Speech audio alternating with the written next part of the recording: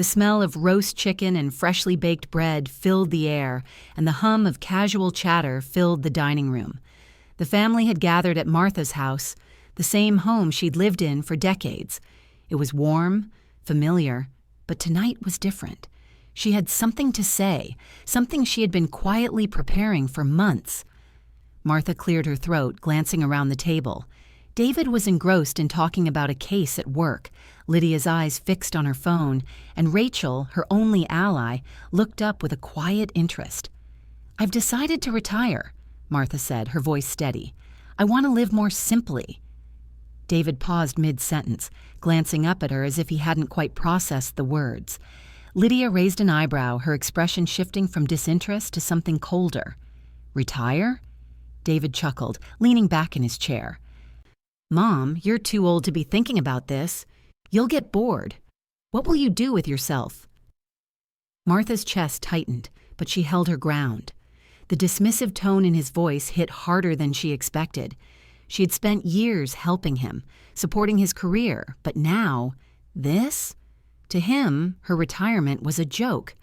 Lydia, ever quick to jump in, added, "What's the point of having all that money if you're not going to spoil yourself a little? Why live on a budget in retirement? You've earned it, after all." The words stung. Lydia's casual assumption that Martha should fund their lifestyle, as if it was a given, made her heart ache. It wasn't just about the money, it was about the complete disregard for Martha's autonomy, for her choice to live a peaceful, intentional life. Martha didn't react immediately. She stayed silent, her fingers tightening around her glass. It hurt more than it should have, but she refused to let them see it. They'd always assumed they had a claim on her life, her wealth, her choices. Tonight, that would change. She could feel the weight of their mockery settle in her bones, and with that, a cold clarity washed over her. This wasn't just about a retirement plan anymore. It was about taking back her life. "David, Lydia," she said calmly, setting her fork down with a soft clink. "I've already made my decision. This is my time to live the way I choose." David's jaw tightened, but he said nothing more. Lydia's gaze flickered with something between annoyance and disbelief. They weren't used to Martha standing firm like this. Martha stood up, her movement slow but deliberate. She'd had enough of their condescension. "I'll start making arrangements, but this is no longer up for discussion." As she turned to leave the room, Rachel's eyes met hers, a silent understanding between them. She didn't need to say anything. Martha had made her choice. The quiet strength she'd always possessed was now something she would use to reclaim what was hers. And so, as her family sat there, bewildered and speechless, Martha made the decision to cut them out, starting with the first step toward securing her future. No more would they take her support for granted. The path ahead would be hers alone. Martha sat in the leather chair, the cool, polished surface of the desk before her, a stark contrast to the warm, familiar space she had left behind at home. The office was quiet, save for the faint hum of a printer in the corner. Greg, her longtime financial advisor, shuffled through the papers in front of him, his brow furrowing as he reviewed the details of her accounts. She'd been here before, many times, but today felt different.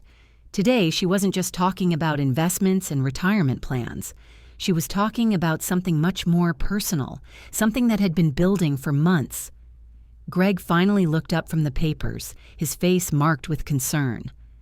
"Martha, are you sure about this? I understand you want to make some changes, but cutting David and Lydia out of your inheritance entirely, it's a big step." Martha's fingers gripped the armrests of the chair, her nails digging into the smooth leather. The weight of her decision still felt fresh, but it was a choice she had already made. There was no turning back now. "I'm sure," she replied, her voice calm but unwavering. "They've shown me time and again that they don't respect me, my plans, or my wishes. I'm done being their safety net. I want my peace of mind. I've worked too hard to let them take it from me." Greg sighed, clearly torn. He'd known Martha for years. He knew how deeply she cared for her family, how much she had given them. He also knew how hard it was for her to make decisions like this, but he also knew something had shifted in her, and it wasn't just about money, it was about reclaiming her life. "You're not just protecting your finances, Martha," Greg said gently. "You're protecting yourself. I just want you to be sure. David and Lydia might not take this well." "I've thought about that," Martha said, her eyes steely with resolve. "But I've spent too many years letting them take advantage of me.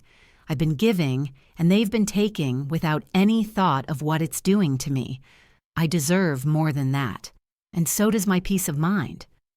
Greg nodded slowly, knowing this conversation was less about numbers and more about something much deeper. He'd watched her hold her family together for years, only to watch them pull away when it suited them. This wasn't just about money, it was about control, independence, and the dignity Martha had long since stopped asking for. "Okay then," Greg said with a finality that matched Martha's. "Let's make it happen. We'll revise your will, remove them from your inheritance, and ensure your trust is set up so you can rest easy." Martha watched as Greg typed the changes into the system, her mind already envisioning the life she was about to reclaim, the life where her choices were hers alone, where she wasn't tethered by guilt or by the subtle strings of family expectation. Greg paused, his fingers hovering over the keyboard. "Martha, I'm going to need you to assign a new power of attorney as well. It's a big change, but it will ensure no one can access your finances without your say-so." "I'll handle it," Martha replied, the weight of the words settling over her. Her power of attorney would now be someone who respected her, someone who wouldn't take her for granted. No one in her family would be trusted with that responsibility again. As Greg finalized the documents, he gave her a small, understanding smile. "You've got everything in place now. You're not just securing your finances, Martha. You're securing your future." Martha nodded, a sense of calm washing over her. She was doing what needed to be done, and in that moment the future no longer seemed uncertain. It was hers to shape. When she left the office, her phone buzzed in her purse. She checked the screen, her stomach tightening as the name Lydia flashed in bold letters. With a deep breath, Martha answered the call. "Hey, Mom," Lydia's voice came through, a tone of sweetened desperation lacing her words. "We're planning a vacation and we were hoping you could help us out with a loan. You know, for the trip we mentioned. It's just a little extra." Martha's grip tightened on the phone. She'd expected this. In fact, she had prepared for it. The request for money, another way for Lydia to assume that her mother's wealth was open for the taking. Without hesitation, Martha pressed the end call button, the click sharp in her ear. She stood on the sidewalk outside the office, the sun warm on her face, and felt the weight of the decision settle more comfortably on her shoulders. No more. No more would they assume that she existed for their convenience. No more would they take. Martha had closed the account, and now she was starting a new chapter, one that was hers alone. Martha sat in the lawyer's office, the hum of the fluorescent lights overhead and the soft rustle of papers on the desk adding to the heavy silence. Richard Calloway, her lawyer of many years, shuffled through the legal documents in front of him, carefully reviewing the terms Martha had requested. She'd been here countless times discussing trusts, wills, investments, but today felt different. Today, she wasn't just updating her retirement plan. She was making a stand, a bold statement about her autonomy and the future she was determined to control. "Martha, are you certain about this?"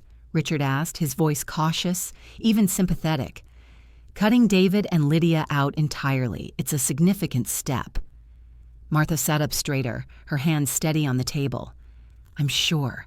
They've taken too much for too long and they've never respected my boundaries. I want peace, Richard. I'm done being their safety net."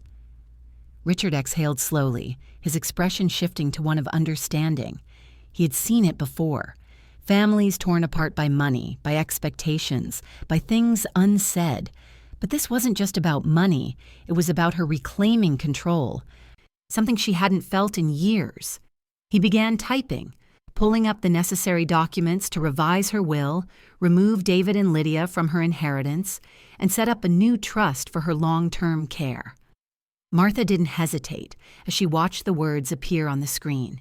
Each line of text felt like a declaration of independence. "We'll also add a clause for your charity donations, right? The one for retirees you mentioned?" Richard asked, his fingers poised over the keyboard. Martha nodded. "Yes, I've thought about it a lot. I want my estate to go to causes that matter, especially those for people who need help living with dignity in their later years. Something meaningful." She looked at the screen again as Richard added the final details. She was creating something lasting, something that would outlive the toxic grip of her family. The peace she'd been seeking for so long was finally within reach. As Richard worked, Martha's phone buzzed in her purse. She hesitated before pulling it out. The screen flashed Lydia's name. With a quiet sigh, she answered. "Hello?" "Hi, Mom." Lydia's voice dripped with forced sweetness. "I've been thinking a lot about your will. Can we talk about it? I just don't understand why you're doing this." Martha's chest tightened, but her response was calm, final. "I've already made my choice." She ended the call before Lydia could say anything more, placing the phone down with a steady hand. There was nothing more to discuss. Richard finalized the documents, his expression somber. "It's all set. You've made the changes you wanted." Martha stood, a weight lifting from her shoulders. She was finally taking control, creating a future where her peace wasn't for sale. She left the office, the sun shining down on her, feeling a quiet satisfaction. The life she was about to begin was hers alone to define. Martha was sitting quietly in her living room when the doorbell rang, slicing through the peace she had carefully cultivated. She had expected this moment, but still, her heart skipped a beat as she stood up. The air felt thicker now, heavier, as if the weight of her decisions was about to come crashing in. David and Lydia stood at her doorstep when she opened the door. David's jaw was set, his eyes sharp with impatience. Lydia, standing just behind him, had her arms crossed defensively, her expression one of calculated concern. The tension between them was palpable, but beneath that there was a clear sense of entitlement in their stance. They thought they had every right to be here. "Martha, we need to talk," David said, his voice stiff with frustration. "About your will, the changes you made. This isn't you." Lydia chimed in, her voice laced with a feigned sweetness.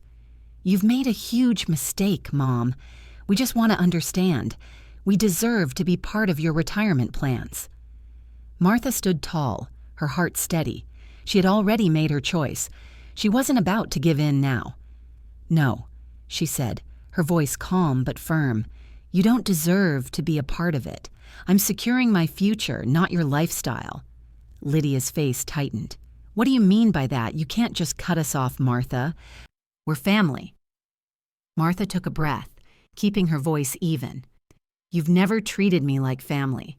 Not when you've asked for money, not when you've taken without ever giving. I've spent my life helping both of you, but I'm not doing it anymore. My retirement is for me." David's face turned red, his frustration palpable. "This isn't about money, Mom. You're pushing us away.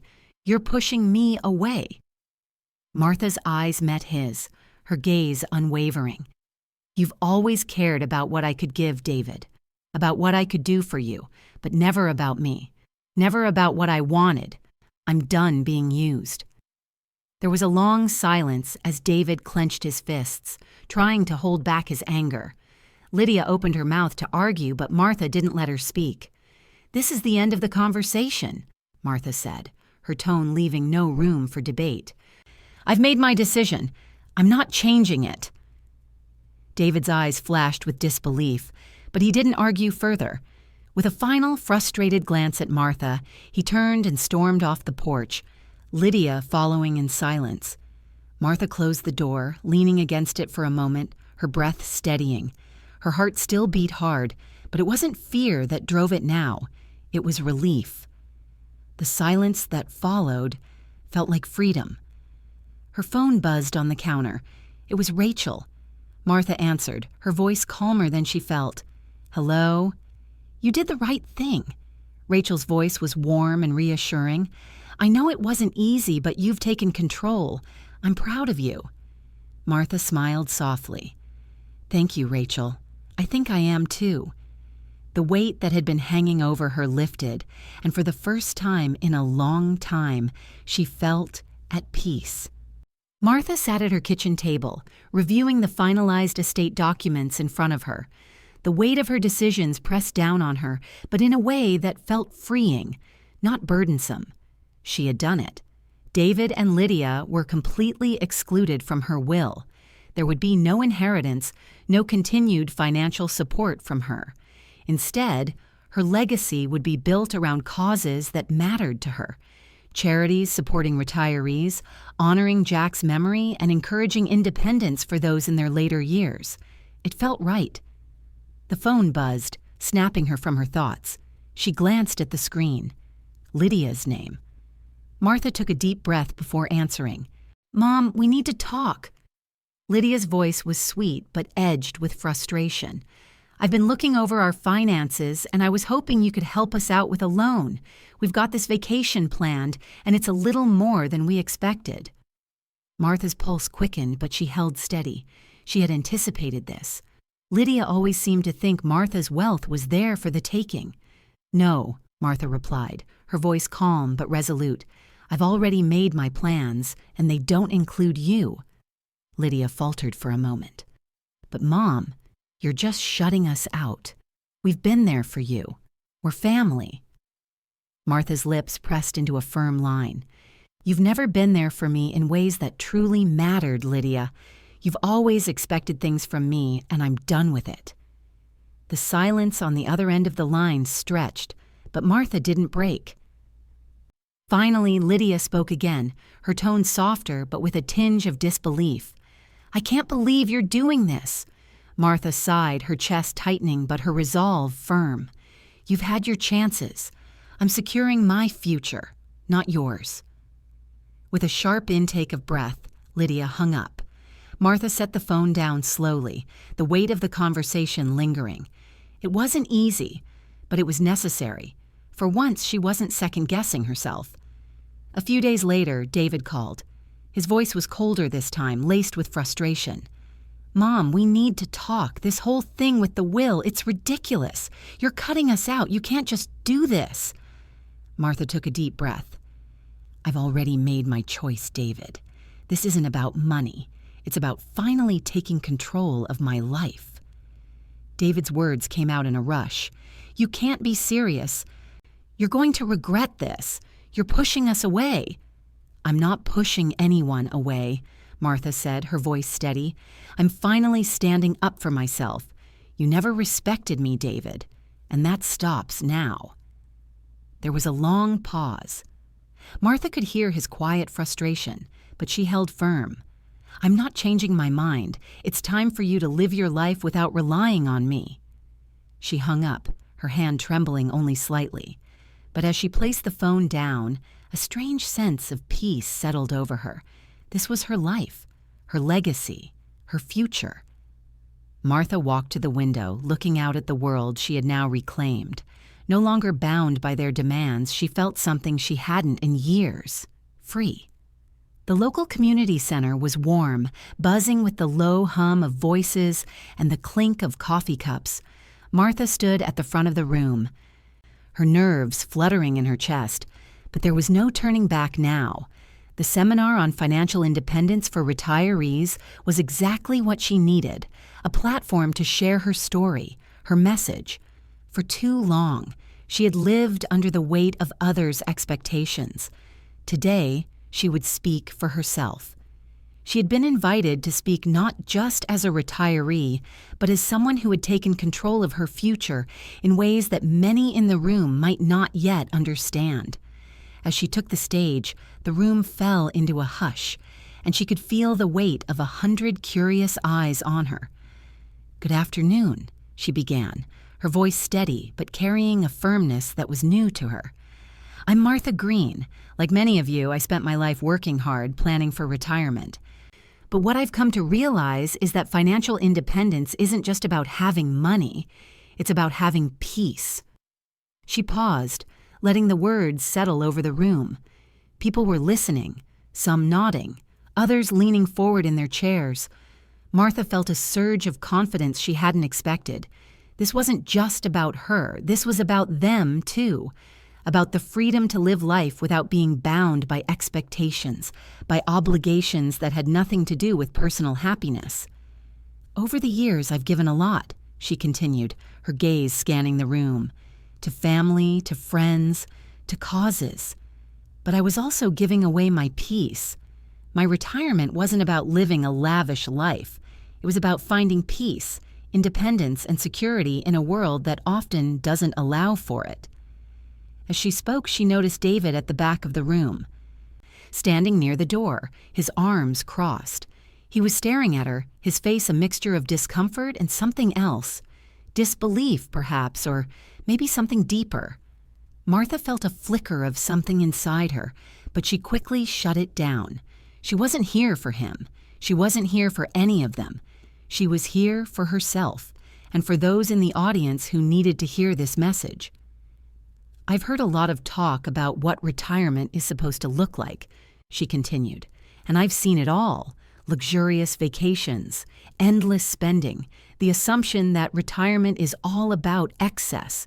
But I've learned that true independence isn't about spoiling yourself. It's about taking control. It's about living with purpose, even in your later years.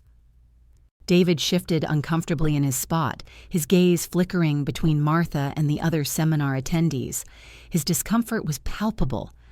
Martha could almost feel him growing smaller in the space, shrinking under the weight of her words. I've made choices in my life, she said, her voice unwavering. Choices that were hard, but necessary.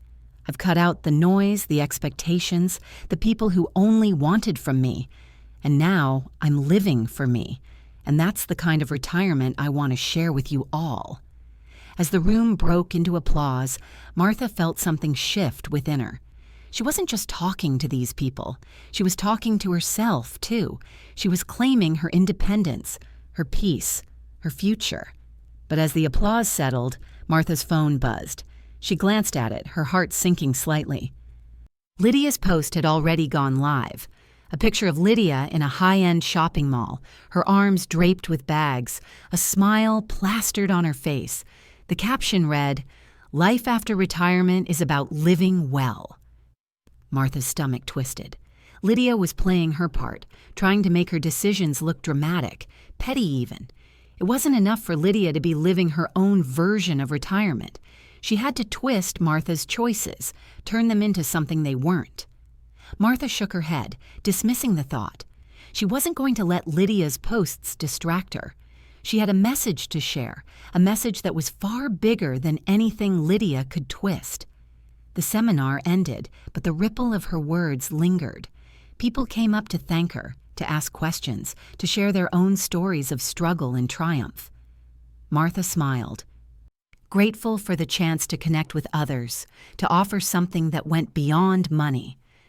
As the crowd thinned, she caught David's eye. He was making his way toward her, his expression unreadable. Martha didn't flinch. She wasn't here to please him. She was here for herself.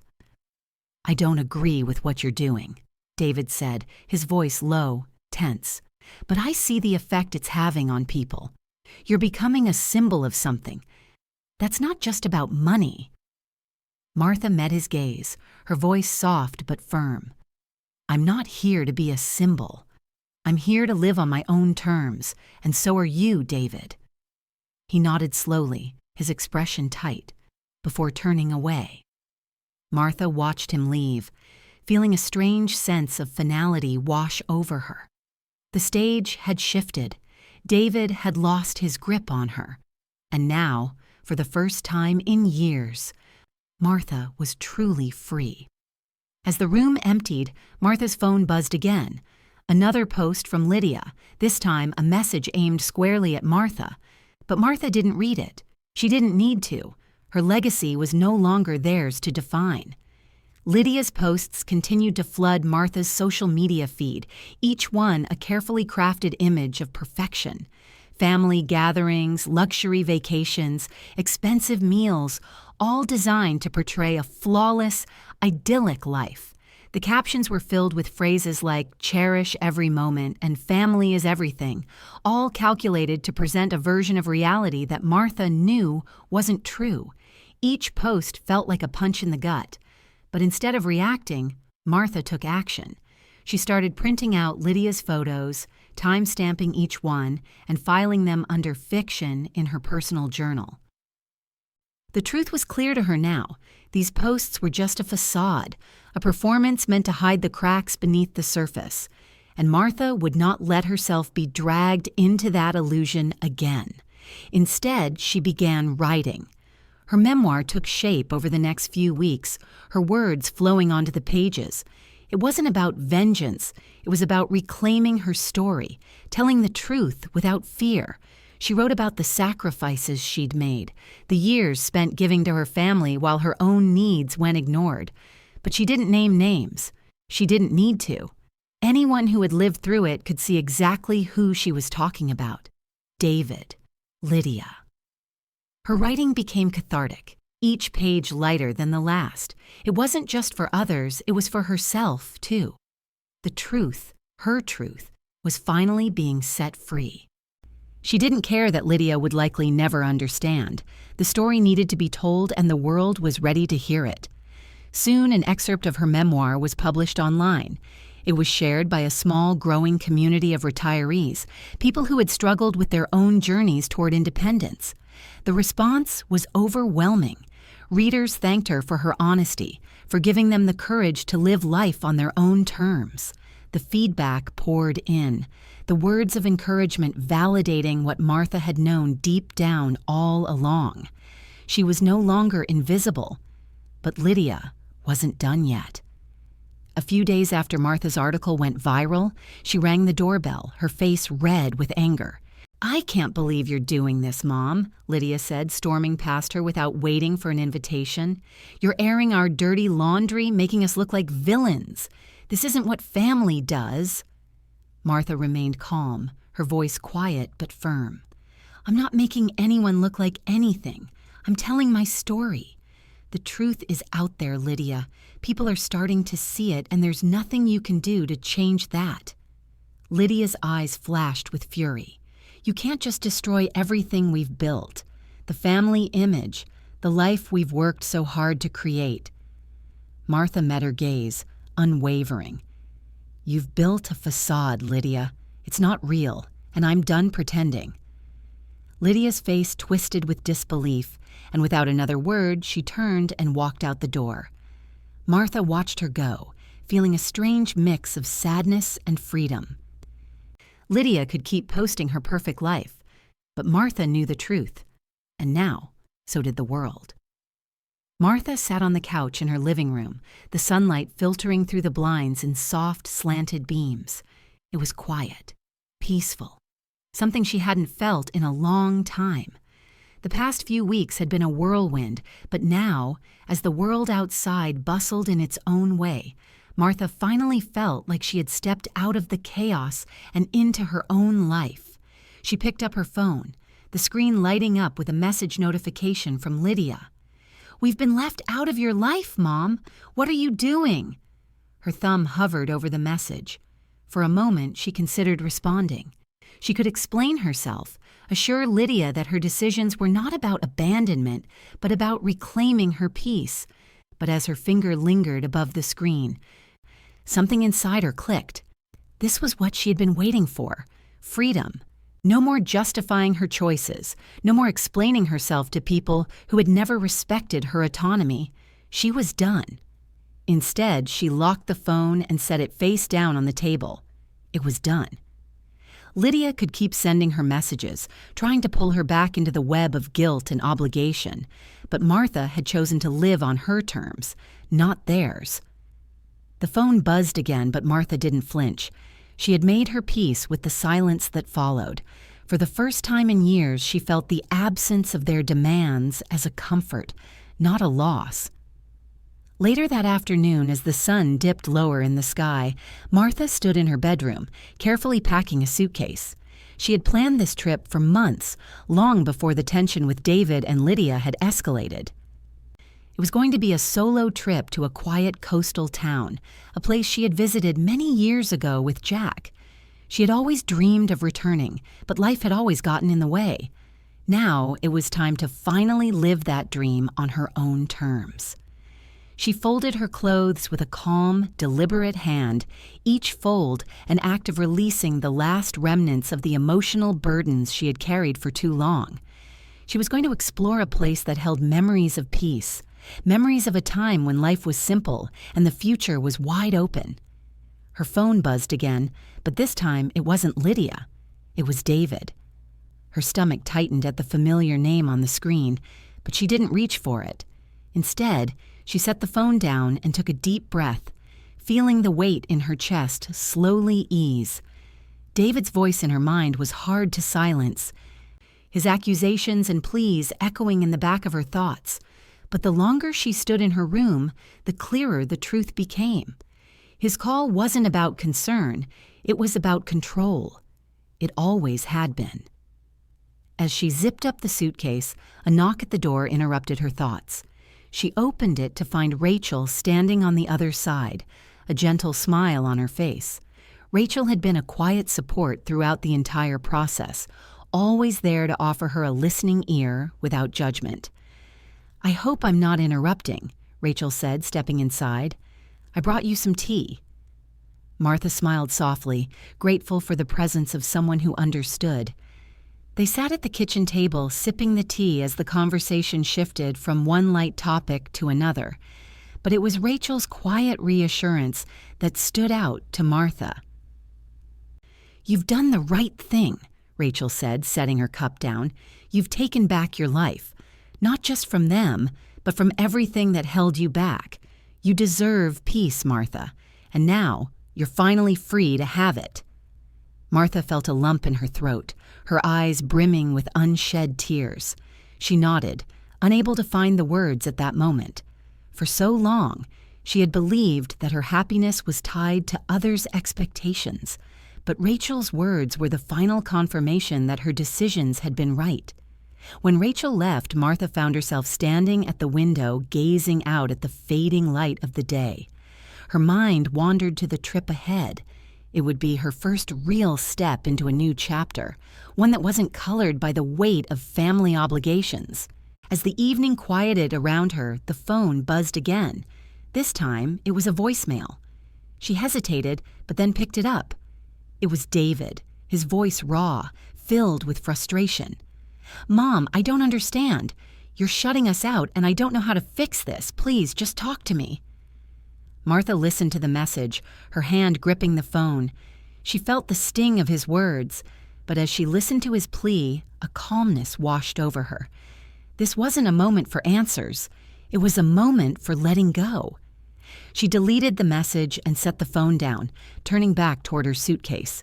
The road ahead was her own to walk now, and she was ready. The day had arrived. The final step in securing her future, her peace, and her legacy. Martha stood at the entrance of the financial institution, feeling the cool air as it brushed past her, carrying with it a quiet sense of finality. The past few months had led to this moment, her freedom, her choices, all wrapped up in one final act. The documents she'd signed, the decisions she'd made, had all come to this, the moment she would lock away the future she had fought so hard to claim. She stepped inside the sleek building, the polished marble floors reflecting the soft light filtering through tall windows. The lobby was quiet, the kind of silence that carried with it a sense of weight. She walked up to the counter where the teller greeted her with a polite smile. "I'm here to finalize my trust and estate documents," Martha said, her voice steady but carrying a weight she couldn't quite place. The teller nodded, leading her to a private office where the bank officer, a middle-aged man in a crisp suit, was waiting. He offered Martha a seat, his professional demeanor a stark contrast to the whirlwind of emotions she was carrying inside. "It's good to see you again, Mrs. Green," he said, adjusting his glasses. "Let's get everything finalized for you. We're all set. Just need your confirmation." Martha nodded, watching as he pushed the final set of papers across the desk to her. The documents were neatly signed, ready to be filed away. She reached forward, her fingers grazing the pen that would officially lock her future into place. There was a moment of stillness, as if the entire room was holding its breath. She signed her name, the pen gliding across the paper. The sound of the signature felt like a declaration, final, irreversible. She was securing the future that she had fought for. The officer pushed the papers back toward her, and she picked them up slowly, feeling the weight of the decision settle in her chest.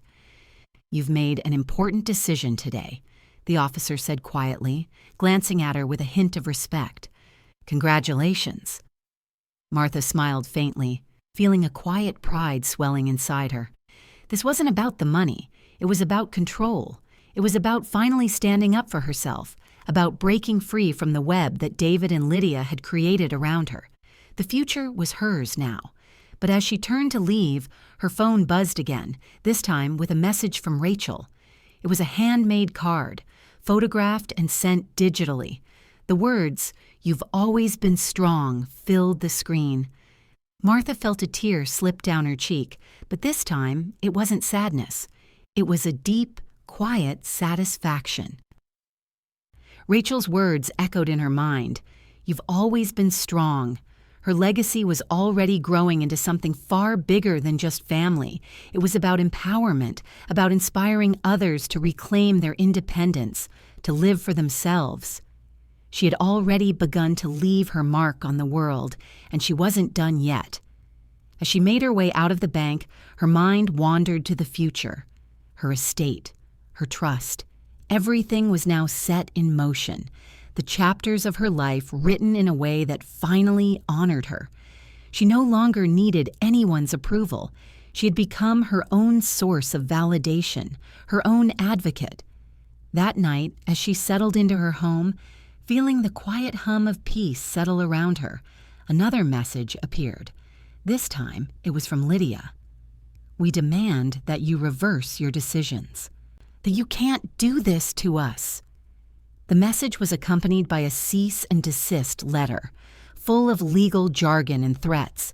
The anger in Lydia's words was unmistakable, but Martha didn't feel the tightness in her chest that she once would have.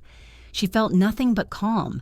The letter was a final attempt to manipulate her, to regain control over a situation she'd already taken charge of. She didn't respond. She didn't need to. As Martha looked at the letter, a small, almost imperceptible smile tugged at the corners of her mouth. They would never understand, but that was no longer her problem. Her legacy was no longer in their hands. It was hers, alone, to shape. Lydia's online post was a calculated move, a last-ditch attempt to gain control over the narrative she had lost. Her message, "Martha Green has chosen to cut us out of her life and her will. She's disinherited us without cause. How could a mother do this?" was a public plea for sympathy. The photo of the cease and desist letter highlighted her claims, creating a distorted image of Martha as the villain. At first, Martha's chest tightened as she read the post, a familiar knot of guilt creeping in. But then, something shifted. She no longer needed to explain herself, to justify her decisions. Instead of reacting emotionally, Martha opened her laptop and began typing. She published the cease and desist letter on her blog, followed by a post offering legal commentary. She calmly explained her side, detailing why she made the decisions she had, without name-calling or drama. It was straightforward, factual, and dignified. She linked to a local attorney's opinion to back up her legal standing. The post ended simply, "This is my life, my decision, and no one gets to take that from me." Within hours, the responses started flooding in.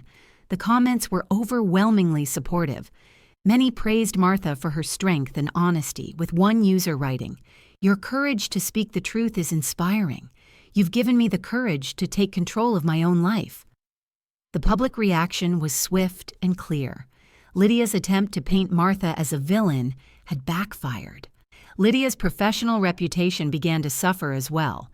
Colleagues and clients started questioning her ethics, seeing her public attack on her mother as a reflection of her character. The polished image she had worked so hard to maintain was now riddled with cracks. Her social media presence, once full of praise, now saw people turning against her. As Martha read more messages of support, a sense of calm washed over her. She didn't need to fight fire with fire. The truth was enough. Lydia had exposed herself as the manipulator she was, and the world was starting to see it. Then, an unexpected email appeared in Martha's inbox. It was from David. "Mom, I'm sorry for everything. I see now how much you've been hurt, and I regret the way we've treated you. I wish we could go back, but I understand if we can't." Martha stared at the screen for a long moment. David's apology was a step in the right direction, but it wasn't enough to undo the years of manipulation. She didn't need to respond to him right away. Instead, she closed the email and set the phone aside. Later, Rachel stopped by with a small card, handwritten with the words, "You are not alone. You are enough." Martha's heart swelled, tears welling up in her eyes. She had finally reclaimed her peace, her autonomy. The world outside was quiet, and for the first time in years, so was Martha. She had taken control of her life, and no one could take that from her. Martha sat at her desk, the soft click of her pen the only sound in the quiet room. The final chapter of her memoir was complete. It had taken months of writing, of pouring her heart onto the page, but now it was finished. She felt a quiet sense of accomplishment. The words bound together in a way that felt both cathartic and empowering. She had told her story, and she had told it on her own terms. The manuscript was thick, the pages now neatly bound in front of her. She looked at it for a long moment, almost hesitant to let it go. Her legacy, her truth, was sealed within these pages. It was no longer in Lydia's hands to twist, no longer in David's to control. The story was hers, and no one could take that away. She clicked send on the final email to her editor, confirming the submission for publication. As she sat back, the weight of the last few months seemed to lift. This was it. This was the final step. But even as she allowed herself a brief moment of peace, she knew the storm wasn't over. Lydia, ever the manipulator, was attempting to recover from the scandal. She'd posted a heartfelt message online, a public apology that tried to reframe her earlier actions as a misunderstanding, a misguided attempt at saving face. "I was hurt and confused," the post read. "I didn't mean for it to go this far, please understand." The message was met with a collective sigh from her followers, those who had once stood by her now questioning her integrity. The apologies felt hollow, too calculated. The world saw right through it, and Lydia's attempts to claw her way back into the good graces of the public only made her look more desperate. Martha watched from the sidelines, unaffected. Lydia's words had no power over her anymore. Her phone buzzed again. Another email from David. She hesitated, her finger hovering over the message. The subject line read, "I'm sorry." Martha opened it, reading the short, simple message. "Mom, I know I've hurt you. I regret everything. Please, let's talk." She set the phone down, the words echoing in her mind. There was a time when this message would have sent her into a spiral of guilt and second-guessing. But not now. Not anymore. Martha knew her boundaries, knew that this apology, while sincere, was just another attempt to draw her back into the cycle of emotional manipulation. Instead of replying, she took action. She opened a new email and attached the legal document she had prepared earlier. It was a formal confirmation of her decision, the last piece of her financial and personal independence, confirmation of David's disinheritance. She hit send without hesitation. The finality of it was liberating. Martha didn't need David's approval. She didn't need anyone's approval. Her peace was not for sale, and it never had been. She had built a life for herself, one that was finally free from their influence. Later that evening, as Martha reflected on the whirlwind of the past year, she received a call from Rachel. "I have news," Rachel said, her voice brimming with excitement. "Your memoir, it's going into its second print. It's been picked up by more readers than we imagined. You're making an impact, Martha." The words sank in, filling Martha with a quiet pride. Her story was resonating with people far beyond her immediate circle. Her experience, her choices, were touching lives, giving others the strength to reclaim their own. Martha closed her eyes, letting the weight of the moment settle in. She had done it. She had created a legacy that was hers, not shaped by the people who had tried to control her, but by the strength and clarity she had found within herself. Outside, the evening sky turned deep purple, the stars beginning to shine. The world felt still and full of possibilities, and for the first time in years, Martha felt truly free. But just as she thought about how far she had come, another notification flashed on her phone. Lydia's message popped up again, this time with an attachment, a lawyer's letter, another cease and desist. Martha let out a soft laugh, the tension in her shoulders easing. She didn't need to read it. She had nothing left to prove. Martha sat quietly in her living room, the weight of the evening's conversation lingering in the air. David had come, apologized, and left, his words empty but earnest. She had listened, but the calmness that filled her heart was not due to his apology. No, it was because she knew, with every part of her being, that she had made the right choice. The door had closed behind him with a soft click, and now, for the first time, there was no guilt, no second guessing. The emotional manipulation she had once tolerated had ended. There would be no more arguments, no more trying to convince him that her decisions were valid. She had already made up her mind, and the door to that chapter was shut for good. Her phone buzzed, breaking the silence. Another email, but this time it wasn't from David. It was from Rachel. Her heart warmed as she opened the message. "Your royalties have crossed $100,000. Can you believe it? You're not just making a difference, you're changing lives." The words filled her with a deep sense of pride. Her memoir, her story, had found a place in the world. The impact she had made went far beyond the pages of her book. It was in the way people connected with her journey, found courage in her decisions. For the first time, Martha realized that her voice was loud enough to reach those who needed it the most. She set the phone down and stood by the window, watching as the evening sky deepened into twilight. The world outside was still, peaceful. Her life, too, had become still, no longer a whirlwind of emotional demands. For the first time in years, she could simply exist without the constant pressure to please anyone but herself. And yet, just as she was settling into this new calm, a message popped up from Lydia. "Please don't shut me out. I'm sorry. We need to talk." Martha took a deep breath, but didn't rush to respond. Instead, she turned off her phone, the silence that followed filling her with comfort. Lydia's apology came too late. There were no more chances for manipulation, no more words that could change Martha's mind. The world Lydia wanted was no longer Martha's world. She walked to her desk and picked up the final copy of her memoir, the pages neatly bound in front of her. The process of writing it had been difficult, but liberating. Each word was a step toward reclaiming herself. Each chapter was a reflection of her strength. She didn't need their approval. She had already found something far more valuable: her own approval. Martha sat back in her chair and smiled softly. The past was behind her now, and the future was wide open, filled with possibility. For the first time, she felt complete, whole in a way she had never known. And in that quiet moment, she knew the life she had fought for was finally hers. Martha sat at her desk, the soft hum of her computer screen the only sound in the otherwise quiet room.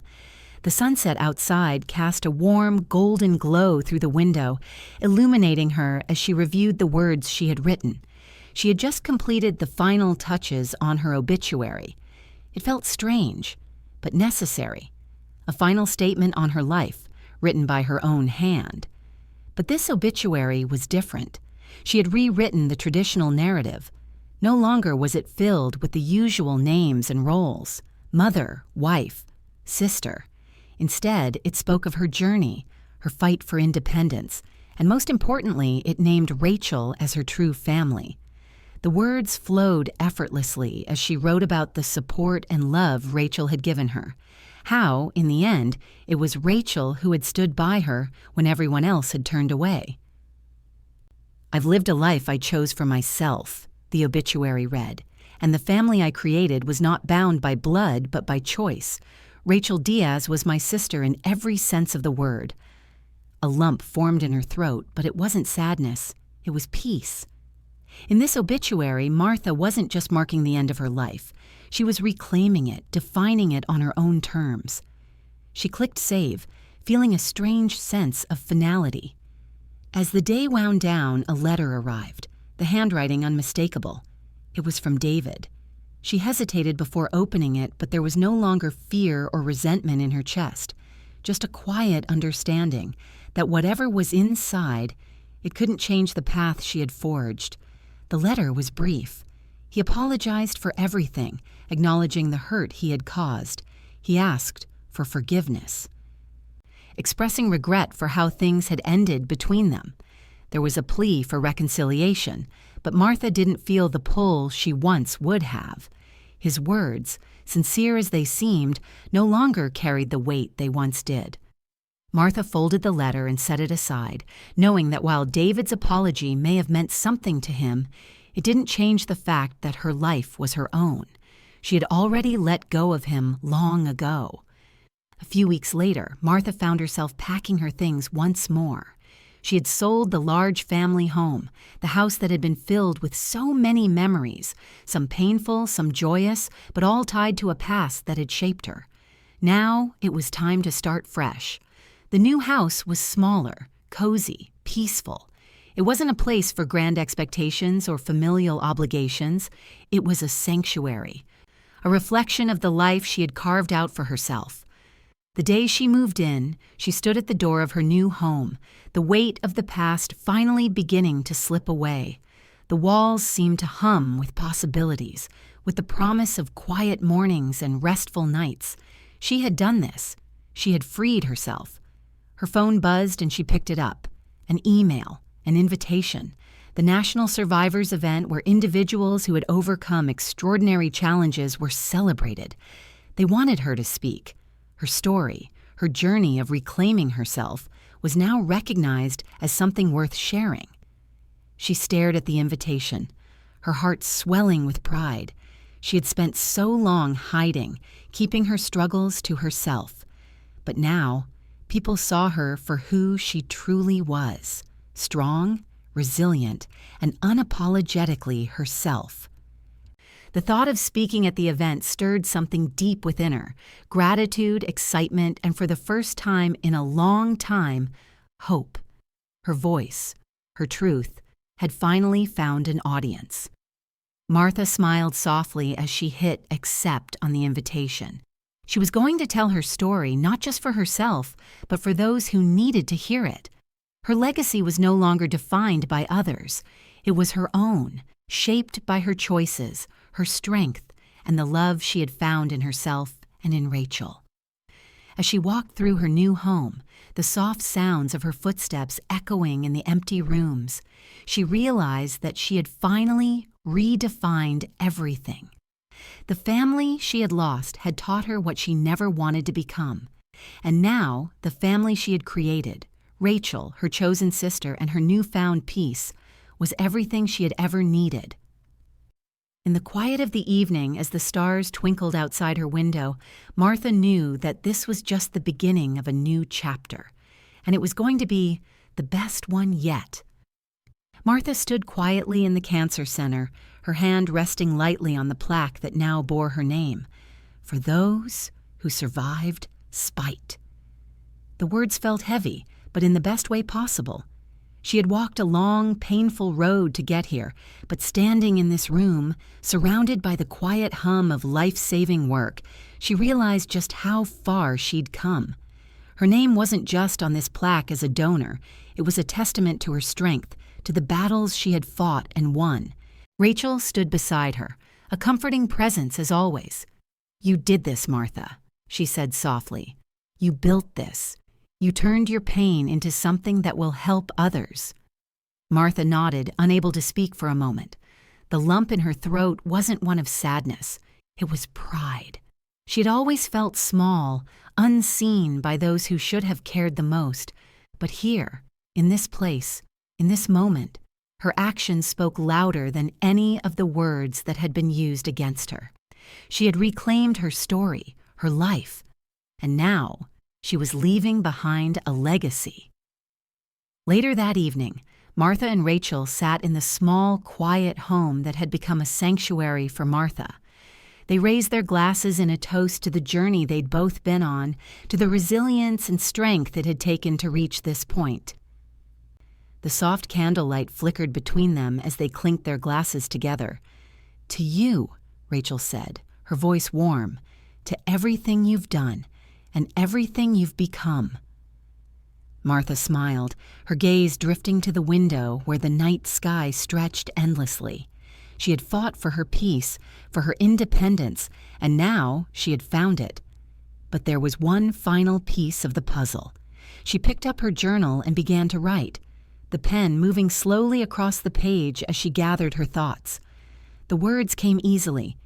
"You are my legacy, not them." The sentence felt like a weight lifted off her chest. She had been defined by others for too long. Now her legacy was her own. A knock at the door interrupted her thoughts. It was Gina, her trusted attorney, holding a folder. Martha recognized it immediately, her final legal binder. The document that would ensure her legacy, her decisions, were preserved exactly as she had intended. She took the folder from Gina with quiet gratitude, the final piece of her life's work now in her hands. As Gina left, Martha sat back in her chair, the weight of everything settling around her. The future was finally hers. There were no more apologies to accept, no more family members to please. The life she had fought for, the life she had created, was fully hers. The stars outside shone brightly, and for the first time in her life, Martha felt completely at peace. The journey was hers, and the legacy she left behind would be one defined by strength, independence, and the courage to be herself. Martha sat in the audience of the college auditorium, her hands folded in her lap, a quiet pride swelling in her chest. The sea of caps and gowns before her blurred into a wash of emotion, the culmination of years of hard work, of growth, of learning.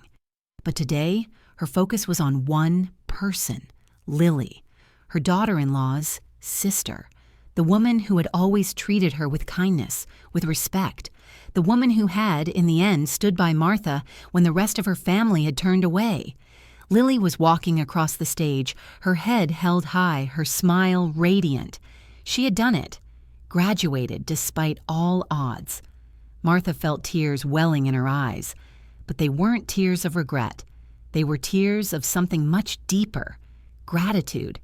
She hadn't just witnessed Lily's success, she had witnessed her own journey too, one of survival, of rediscovery, and of building a life on her own terms.